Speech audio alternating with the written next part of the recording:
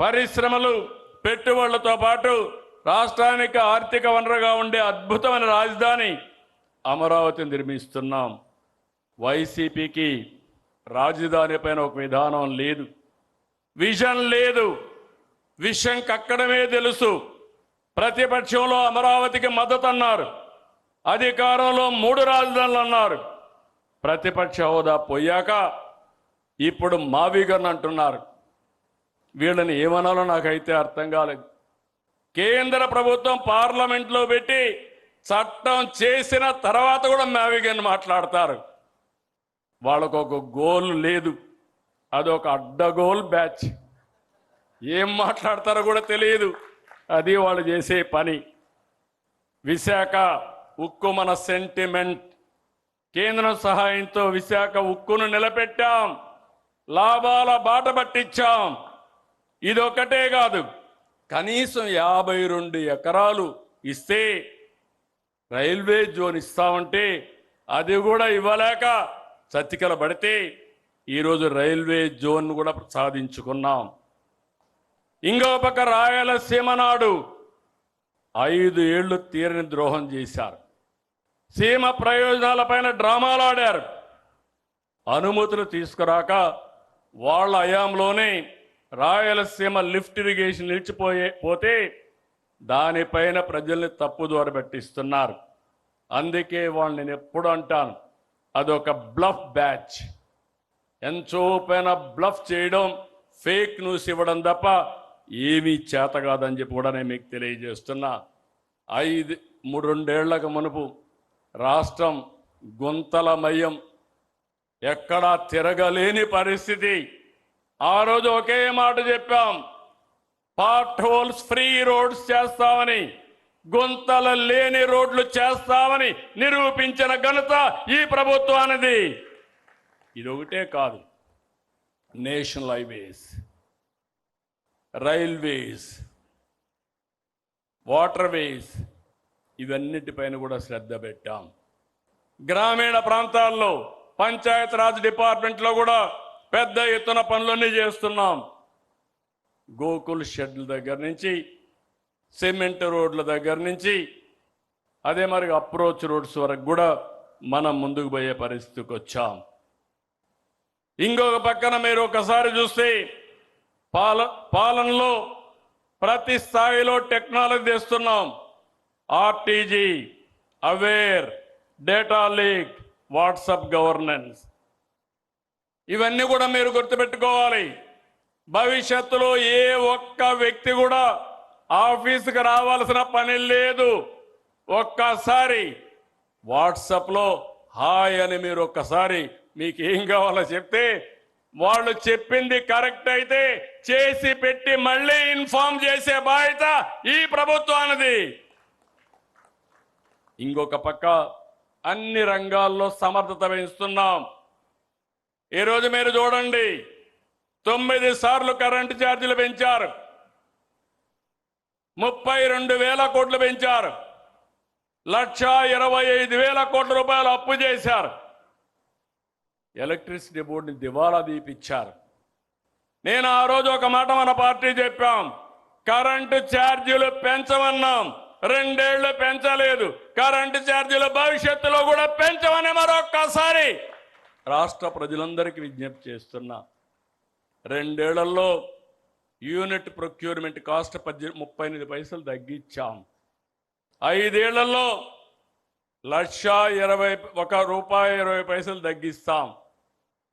అప్పులన్నీ కూడా తీర్చి తర్వాత ఏం చేయాలనో అది కూడా ఆలోచించే దిశగా ముందుకు పోతున్నాం. ఇక్కడ అందరికీ విజ్ఞప్తి చేస్తున్నా, ప్రతి ఇంటి పైన సోలార్ పెట్టుకోవాలి. ప్రతి పంపు సెట్లో కుసుమ్ కింద మీరు కనెక్షన్ పెట్టుకునే పరిస్థితి రావాలి. అదే మరి ప్రతి వాహనం రాబోయే రోజుల్లో మనం అందరం కూడా ఎలక్ట్రికల్ వాహనాలుగా తయారు చేసుకోవాలి. చెత్త పన్ను తొలగించాం. 85 లక్షల మెట్రిక్ టన్నులు లెగసీ వేస్ట్ అంతా కూడా ఎక్కడికక్కడ డిస్పోజ్ చేశాం. స్వచ్ఛాంధ్ర మొదలుపెట్టాం. సర్క్యులర్ ఎకానమీకి నాంది పలికాం. డోర్ టు డోర్ గార్బేజ్ కలెక్షన్కి శ్రీకారం చుట్టాం. ఇంకొక పక్క రెవెన్యూ రికార్డులన్నీ ప్రక్షాళన చేస్తున్నాం. రీసర్వే సమస్యల్ని పరిష్కరిస్తున్నాం. ఒక వ్యక్తి దుర్మార్గం వల్ల 3 సంవత్సరాలు పడతా ఉంది. మళ్ళీ రికార్డులన్నీ సరిచేయాలంటే ల్యాండ్ టైటిలింగ్ యాక్ట్ రద్దు చేశాం. అదే సమయంలో ఏదైతే ఈరోజు మీరు గుర్తుపెట్టుకోవాల్సింది, ప్రతి ఒక్కరికి క్యూఆర్ కోడ్తో బ్లాక్ చైన్ టెక్నాలజీ సెక్యూరిటీ పెట్టి మళ్ళీ ఇలా ఆస్తుల్ని ఎవ్వరు కూడా ట్యాంపర్ చేయకుండా మనం చేసే పరిస్థితికి వస్తున్నాం. రాజముద్రతో పట్టాదారు పాస్ పుస్తకాలు ఇస్తున్నాం. నాలా యాక్ట్ రద్దు చేశాం. ఇంకొక పక్కన మనం ఇన్ని పనులు చేసినా ఓసారి ఈ విషయం కూడా మీరు గుర్తుపెట్టుకోవాలి. ఎక్స్టర్నల్ ఫ్యాక్టర్స్ కొన్ని ఉంటాయి. ఎక్కడో ఇరాన్లో యుద్ధం జరిగింది, మన దగ్గర గ్యాస్ కొరత వచ్చింది. మనం పండించే ఉత్పత్తి చేసి అరటి అమ్మలేకపోతున్నాం, ధరలు పడిపోతున్నాయి. ఇంకో పక్క మనం ఉత్పత్తి చేసే అక్వాకి రేట్లు పడిపోయే పరిస్థితి వచ్చింది. ఇంకో పక్క ఫీడ్ ధరలు పెరిగిపోయే పరిస్థితికి వచ్చింది. మనం అందరం కూడా ఆలోచించాల్సింది, ఈ సంక్షోభాన్ని మనం ఒక అవకాశంగా తీసుకుని ఎక్కడికక్కడ ఏం చేస్తే నిలదొక్కగలుగుతామో అలాంటి నిర్ణయాలు చేస్తున్నాం. అందుకే ఈరోజు మహానాడు కూడా మీరు చూస్తే చాలా నాకు ఆనందం. ఎందుకు చెప్తున్నానంటే, చాలామంది క్లస్టర్లో మా నాయకులు చేయలేరంటే కాదు, నాయకత్వాన్ని పటిష్టం చేసే ఏకైక అవకాశం ఇదొక క్రైసిస్, ఇదొక ఆపర్చునిటీ అని చెప్పి ముందుకెళ్ళాం. మనం ఈ విధంగా ముందుకు పోతా ఉంటే ఈరోజు మంచి చేయడమే కాదు, మహానాడు ద్వారా అందరికీ విజ్ఞప్తి చేస్తున్నా, చెడును అడ్డుకోవడం కూడా అవసరమే. రాష్ట్రంలో రాజకీయ పార్టీ ముసుగులో గొడ్డలి పార్టీ కుట్రలు చేస్తూ ఉంది. వీటిని ఆదిలోనే అడ్డుకోవాలి, ఎండగట్టాలి. నా జీవితంలో ఎప్పుడూ చూడలేదు, మహానాడు పసుపు పండుగ ప్రజలందరికీ ఒక భరోసా ఇచ్చే ఒక ఉత్సవం.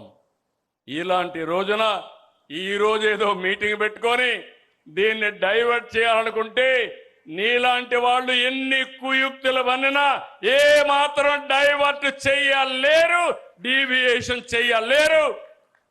అయితే ఇక్కడ మనం గుర్తుపెట్టుకోవాలి, ఇది క్రూయల్ మెంటాలిటీకి, నేర చరిత్రకి ఉదాహరణ. అందుకే రాష్ట్రాభివృద్ధిపై గొడ్డలి వేడితో జరిగిన నష్టాన్ని ప్రజలకు వివరించాలి, వివరిస్తూనే ఉండాలి, వాళ్ళ నైజం గుర్తు చేయాలి. పేదలకు కావలసింది పథకాలు, గొడ్డలి వేట్లు కాదు. యువతకు కావలసింది ఉద్యోగాలు, గొడ్డలి పోట్లు కాదు.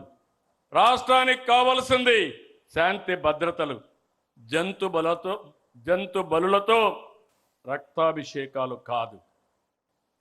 రక్త చరిత్ర రాసేవాళ్ళు స్వర్ణాంధ్ర చరిత్ర లిఖించలేరు. అందుకే గొడ్డలి పార్టీ నెవర్ అగైన్. ఇది మీ అందరి మనసుల్లో ఉండాలి, ప్రజల మనసుల్లో ఉండాలి. వేట కొడవళ్ల నుంచి గొడ్డలికి మారడం వాళ్ళ విధానం. ఐటీ నుంచి క్వాంటం దిశగా ఎదగడం మన విధానం.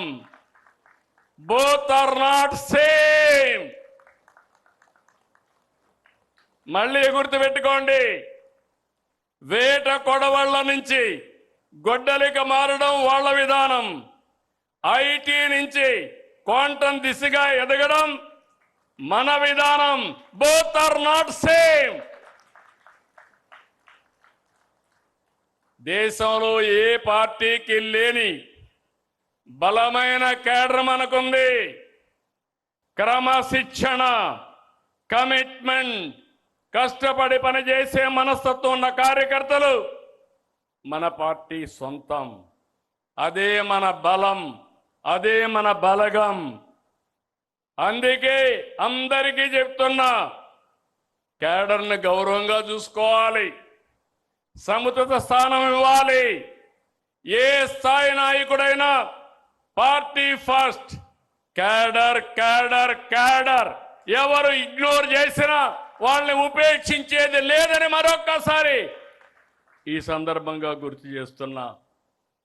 175 మంది ఎమ్మెల్యేలే కాదు నాయకులు, 25 మంది ఎంపీలే కాదు నాయకులు, బూత్ స్థాయిలో ఉండే ప్రతి ఒక్క కార్యకర్త నాయకుడే.